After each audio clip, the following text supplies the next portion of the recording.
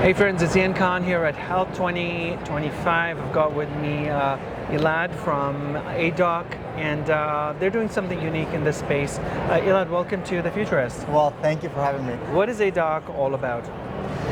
So, we're about helping physicians make better decisions by using AI in the point of care. So our AI basically scans, it's FDA cleared, it scans information, let's say an image, or the EHR data in real time to help surface recommendations for the clinicians to make sure get the right diagnosis at the right time. I'll give an example.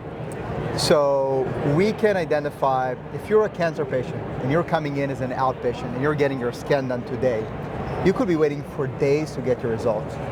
Imagine you have something acute. 2 to 4% of cancer patients have pulmonary embolism, which you could die from. You cannot wait days to get your result. So Aidoc would scan every patient coming in the facility and say, hey, even though this patient would be waiting 3 days, now we actually have suspicion for pulmonary embolism. Let's take a look at that patient right now, get him into the ED. So this point of care AI concept means we will help deliver, like every patient, almost immediate results, obviously with a physician oversight, to get the right care at the right time. Excellent. So what's the evolution of the platform? Is it a plug-in to an EMR system? Are you a standalone? How does it work? Yeah, so it's another layer in the stack. They have something called the PACS, which is for imaging. They have the EHR for the records, and Aidoc would sit on top of those. But you asked about the evolution, and I will tell you, I feel now is one of the most exciting times for this space. Because in the past, to get to clinical grade performance, to have an AI that is good enough to support a physician, we would work 2 years, 3 years to build one disease and get it through FDA. Aidoc has the most FDA clearances in the world for clinical AI, and that's 20 out of hundreds of different diseases. Lately, in the past 6 months, we're we're sitting here with this tech evolution. We've been working on this foundation model concept, like ChatGPT. We're working with Amazon, with NVIDIA. This thing requires hundreds of millions of dollars in investment, but this one model can identify every disease on a point of data. We are 2 to 3 years away from having a model like ChatGPT, looking at every piece of information and identifying if you have something wrong and supporting physicians. So would this be, what's kind of the strategy to push it out into the market? Are you already embedded into some systems? Is it functional? Are you still pre-launch? Yeah, so Aidoc is today the largest provider of clinical AI. We're live at over 2,000 hospitals, 60 million patients a year already benefit from Aidoc. We're spread across many of the health systems in the US. However, there is a lot more work to do. And the big thing is not, we can have the same patients, same health systems. The big evolution is the more the disease coverage, right? When we cover a disease, we can drop diagnostic errors, delays meaningfully, but we're just capped in the pace we could go. That is a big shift that's happening right now, which is why I'm so excited. I think we're few years away from having every patient encounter being covered with some sort of an AI support. So how did Aidoc come to be? Did you have this idea, or was it when was it conceived? How long have you guys been doing this? Well, we've been around for 8 years, right? So it's been a while.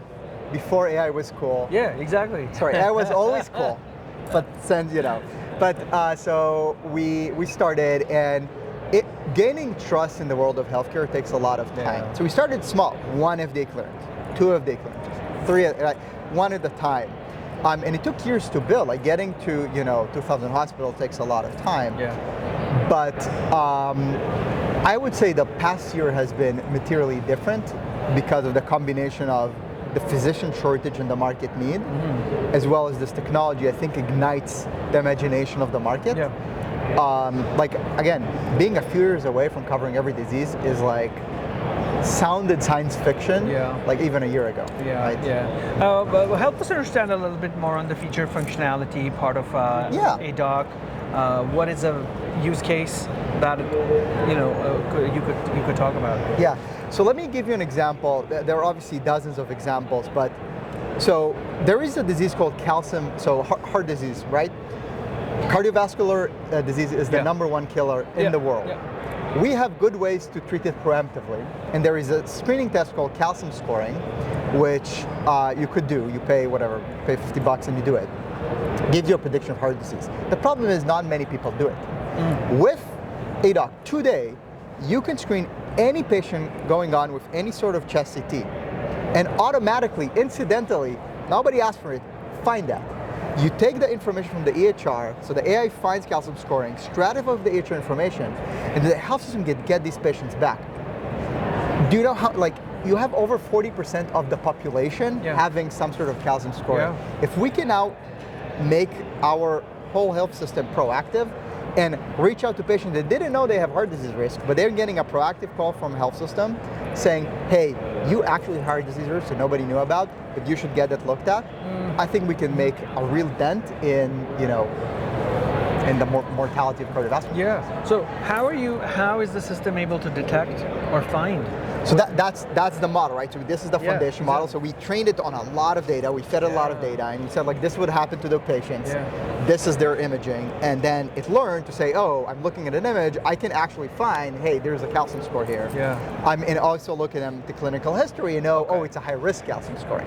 So you do all of that combined, and then it triggers an alert to whoever it is, right? So to be clear, AI doesn't diagnose anybody, but it prompts the physician. So it says to the radiologist, hey, there is potential signs. It tells the cardiologist, hey, it might be a high-risk one. Let's get these patients back. Of course, and that's what I wanted to know, is that so it's studying different things, it's studying the lab, it's studying exactly. imaging, It's multimodal, multiple things, and putting it all together based on the image, I would say, is the most complicated part, because that's the most unstructured big piece of information that is underutilized.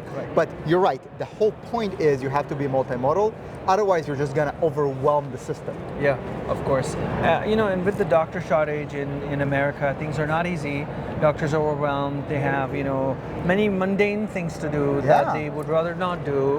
And so it really definitely helps in you have to improve capacity. And I think it's like what the time in the market is now that people are starting to say, hey, look, let's look at actual clinical care delivery and how AI augments there. It is incredibly difficult, by the way. Like the accuracy constraints, the workflow constraints, like changing care is tough. But I think the time is now, like what we're hearing from health system executives is like, I want to transform, yes, my workflow, yes, my operations, but I actually want to transform care delivery. That is uniquely possible with clinical AI. What do you see the next 2 to 5 years as within not the industry, but within the domain that you're working with, the development clinical of more AI, better models? Where do you see things going? I think we're 2 to 3 years away from finding everything on an image with a model. The implication on that on patient care are one of the most profound that I think we'll fear, because all of us have been, look, diagnostic errors are common, unfortunately, right? I mean, data from Hopkins showing every year we have 370,000 deaths due to diagnostic errors. Wow. That is on top of 400,000 permanent disability. That is $1 trillion problem for the US. If you can have a model that can find all of this stuff, I mean, you will improve quality of care meaningfully. You will improve access and capacity in like desert areas where you don't have clinicians. We can finally solve these problems for the first time uniquely by having these models, which is why I almost feel the last 8 years have been prologue to like what's coming up now. Amazing. And lastly, what's exciting you today? A lot is happening here at Health as an example. What are you most excited about that's happening in industry?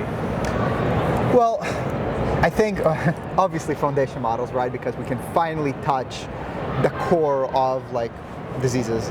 But look, what excites me is that people are taking a look at AI not as a technology, but as an enabler for transformation.